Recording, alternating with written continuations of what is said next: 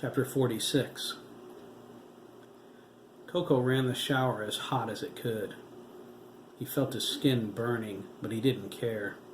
He stared at the blood washing from his body. It flowed down the drain and disappeared. The blood on his face mixed with his tears as he sobbed. He grabbed the bar of soap from the holder and scrubbed. He washed harder, scraped deeply, but he couldn't feel clean. He felt the blood on his hands.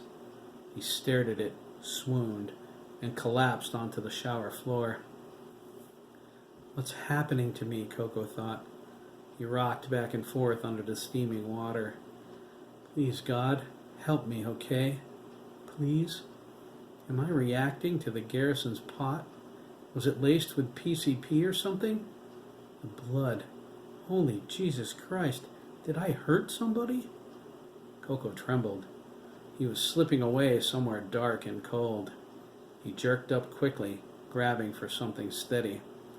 He caught the shower curtain and tore off several rings before locking his hands on the side of the tub. He glared at the curtain. He punched the tiles in front of him as hard as he could. They gave way under his strike. So did his knuckle. Coco pulled it back to his chest, crying out in pain. He held the broken bone to his body, the hot water running over his face. He looked at the busted tiles. A chill ran through him as he realized how much trouble he would be in when his parents saw the damage. Oh man, he wondered, sobbing a little more. What am I going to tell them? Coco thought about getting out of the shower and running down to the Gibbons house naked if he had to. He needed his father, right now. It figured something more important was going on. It was always that way. Why should today be any different? Coco turned the water off. He stepped out of the tub, dripping wet. He allowed the water to run onto the floor. It pooled beneath him. He stared with hate-filled eyes at the steamed mirror. The more he stood there, the angrier he became. How did I get covered with blood? He didn't care. It wasn't like his life was ever his. He was always controlled, always subject to someone else's will. Maybe he was losing it, and perhaps it was already gone. If he hurt someone, they'd probably got in his way. If that was so, they got what they deserved. Coco wiped the steam away from the mirror. Just screw it, he snapped at his enraged reflection. Screw it all. Coco leaned back, suddenly unsure. He looked at his reflection, confused. Where are these feelings coming from, he wondered. They seemed alien to him. He knew he was angry. He was angry about the choices he made, angry with his family for not being there for him, but his anger never manifested itself through violence. Something was wrong. He felt it inside, only it wasn't him. Coco knew that. It was like something from the outside reached into him and was trying to change him. It was a frigid black evil. No matter what he did or where life led him, Coco knew he wasn't like that. He was hurt, so he hurt back. He never took pleasure in what he did. These feelings were different. They were malignant and ate him alive. Coco grabbed the towel and dried off. He needed to get out of the house. He needed air. He needed to breathe. He needed his family. And he needed to tell them what was happening. If they grounded him for life or locked him up in rehab, then screw it. They did before, and he survived. They took his friends away, and he was still on his feet. They dragged him to this backward-ass country town in the name of saving him, and he still managed to keep it together. Now, something was trying to take his sanity.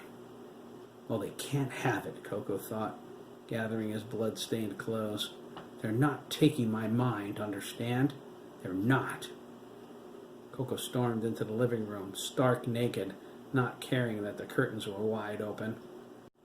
He threw his bloody clothes into the fireplace, added 2 Duraflame logs, and lit them with one of the long matches on the mantel. He squatted down and stared at the flames until he was sure they burned hot enough to destroy the evidence. He went back to the bathroom for his sneakers. He tossed them into the tub and turned the water on. He scrubbed them maniacally until every stain of blood was gone. He shut the water off and went to his room. He opened his window and set the sneakers on the windowsill. He dressed, quickly grabbing an old pair of Champions from the bottom of his closet. He laced them up, slammed his bedroom door behind him, and ran out of the house. He got as far as the blacktop before he stopped. Coco's hand shook.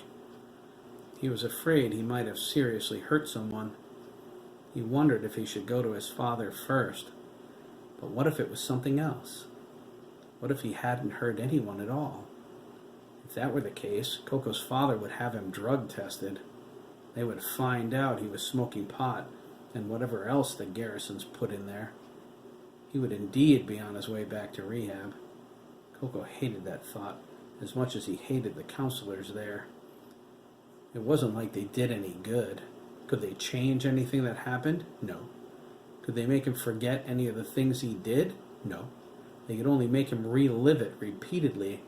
They acted like they were gods or something, like they knew the inside of someone's head so well they could mess around in there and never worry about hurting anybody.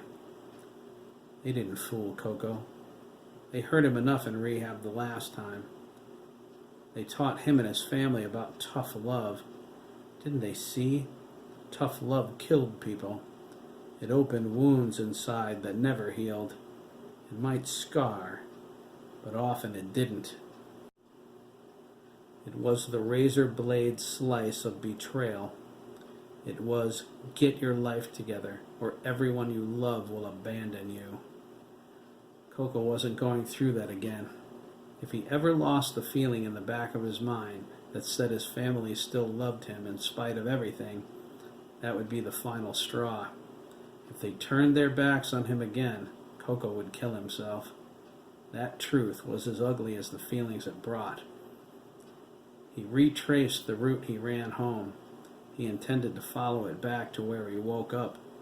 Hopefully he could find some answers before his life became more messed up than it already was. Coco crossed Mary Circle and glanced back at his house to make sure it wasn't burning down. Leaving the fire going wasn't the smartest thing he ever did, but he couldn't stay inside one more minute. His parents fell asleep in front of it the first night they were in Lancaster. If it survived then, it would survive now. He stepped into the woods, moving toward the hill he vowed to explore. He realized he needed to hurry. He had to investigate what happened to him and be back before his parents returned.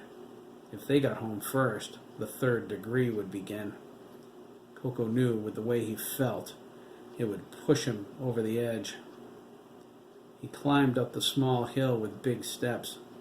Suddenly, he detected a familiar scent. Coco completely forgot about everything else. He ran the rest of the way up. Keith Kerouac jumped up from the log when Coco appeared in front of him. He tried desperately to hide the blunt he was smoking as Coco's face registered in his mind. "Jesus Christ!" Keith cried, holding his chest. His voice was loud. He wore headphones connected to an iPod clipped to his belt. He glared at Coco and cried, "Are you trying to scare me to death?" "Shh," Coco replied, holding his finger to his mouth. Keith was confused. "Huh?" he asked. He remembered the music. "Oh, the tunes!" He shut the iPod off and pulled the headphones down. "Sorry about that," he said, whispering now. "I forgot I was wearing them." He eyed the rest of the blunt with affection. "This is good stuff." Coco looked at it hungrily. "I'll bet," he replied. "You're Graham's brother, right?" Keith asked, brushing his blonde hair out of his face. He sat on the log, gesturing for Coco to join him. He crossed his ankles. His sneakers had grass stains from helping JT mow the lawn. "I saw you at the funeral." That's me, Coco said, sitting down. He leaned forward and put his hands between his knees. The invisible kid, thanks to dead ears. You don't get along with him? Keith asked, surprised. He never understood that. He loved his brother. He still slept with him sometimes when he felt scared or had a nightmare. JT always held him until the fear went away. He made Keith feel loved and special. He wouldn't trade that intimacy for anything. He continued, he's a good kid, you know. He saved my friend Jeremy's life and... Look, Coco interrupted. If all you want to talk about is Graham, I'm leaving. I don't need to hear about how wonderful he is, okay? I've heard it all my life. Whatever, Keith shrugged. He pulled a Bic lighter out of his jeans and held it up to Coco with the blunt. Want some? I thought you were never going to ask. Coco sighed, thinking about the blood. Getting high was a much better plan. After that, he would see how badly he screwed up his life. You're Coco, right? Keith asked. I'm Keith Kerouac. Coco took the blunt and the lighter. I knew there were some cool kids around here. He inhaled the smoke deeply and held it. Lots, Keith assured him. They don't all get high, but they're cool just the same. Coco let out the smoke in a whoosh. How can they be cool if they don't get high? He coughed. Keith only shrugged. He didn't know what he could or couldn't say to Coco, so he elected to say nothing. Coco didn't understand Lancaster yet, but he would. There were no strangers here. They were all part of the same family. Keith felt more a part of that family than ever. He knew Coco had some troubles, but things had a way of working themselves out. He would come around, Keith was sure, just like he was confident Jeremy would get over being mad at him. Just before Coco came over the hill, Jeremy cut Keith off from the mind link entirely since Keith was getting high. Jeremy didn't smoke pot. He didn't understand how it was. Sometimes Keith just needed it. It wasn't like he was addicted or anything. It was just a rough day, and he wanted to unwind. Is that so wrong, he wondered? Jeremy thought so. He didn't want Keith's high interfering with the mind link. He told Keith he should go home right away, too. Without the link's protection, he was a sitting duck. Keith intended to do that. He was going to smoke the blunt and leave. Hiram couldn't possibly get him in that short a period of time, right? Keith didn't think so. He felt even safer now that Coco was here. Maybe he wouldn't rush home just yet. If he saw the old man, he would run back screaming. In the meantime, a little company while getting high was just what he needed. Coco let the smoke billow out of his nose. He looked up at the sky as the drug started to take effect. It felt good, really good. He wasn't scared anymore. Maybe it was all a hallucination. He looked at Keith. Keith caught his stare and looked back, confused. What? Keith asked. A thought suddenly occurred to him. Hey, are you gay? Coco was stunned. No, he cried, moving away from Keith. Why would you ask me that? I don't know, he replied. Chris McKee is. So is Dabney Copeland. They're dating, actually. That's intense. I don't care if you are or whatever. I was just wondering. Yeah, Coco snorted, feeling a head rush. I guessed that when they were holding hands. I'm not, so you know. It doesn't matter, Keith said. He held the blunt to his lips. He sucked the smoke into his lungs and let it out after a few seconds. He turned to Coco and sarcastically said, Like I would care if you were. Coco stood up angrily. All right, he cried. Cut that out. Geez, Keith whined. I was just asking. He held out the blunt. Coco snatched it and sat back down. Why would you ask something like that? I don't know, Keith shrugged. His head was spinning. He grabbed onto the log. They say it's 1 in 10, right? If Chris is 1, I'm just wondering who 11 is, you know? Coco glared at him. He said, if I'm in there, I'm like 2 or something. Keith snickered. You're number 2. Coco sucked on the blunt and passed it back. He held the smoke in his lungs, fighting to keep a straight face. They burst out laughing at the same time. They laughed for almost 5 minutes. Keith let the blunt roach fall on the ground as he tried to regain his composure. Once they were suitably composed, Coco looked at Keith sincerely. Did Graham really save someone's life, he asked. You bet, Keith nodded. He nearly got wasted in the process. Coco shook his head. Unbelievable. I didn't know he had it in him. Keith asked, really? He grunted, dude. He charged a mass murderer to save Jeremy. Graham's got some huge nuts. Coco snorted. You wouldn't say that if you saw them. They laughed again, almost forever. It made Coco feel better. It had been a long time since he was able to laugh. Maybe he was wrong about Lancaster. Keith was a vote in its favor. He wasn't going to call the jury in just yet, though. There were a million things that could go wrong. Coco leaned forward, with his elbows on his knees, his face in his hands. Why does life have to be so confusing? Why can't everything fall into place like it does for other kids? Why does Dad act like I don't exist? Why did Graham have to be born at all? He dropped his arms to his side. It would be easier to jump off the cliffs. Life's too complicated. He remembered the blood. It flashed through his memory.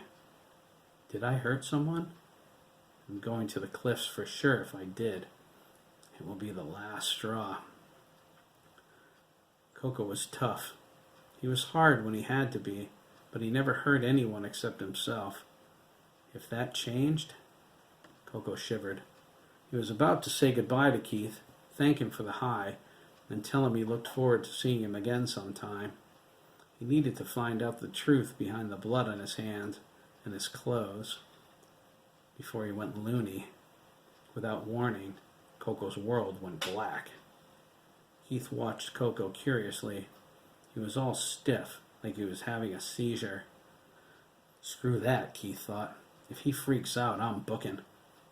I'm already grounded enough. If Mom catches me up here, I'm dead meat. Coco snapped his head toward Keith, his expression filled with surprise. Keith grinned, relaxing. Stoned, huh? I told you this stuff was good.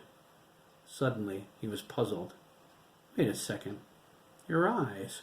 They were darker. Must be your imagination, kid, Hiram smiled. I've had blue eyes since the day my mama squeezed me out.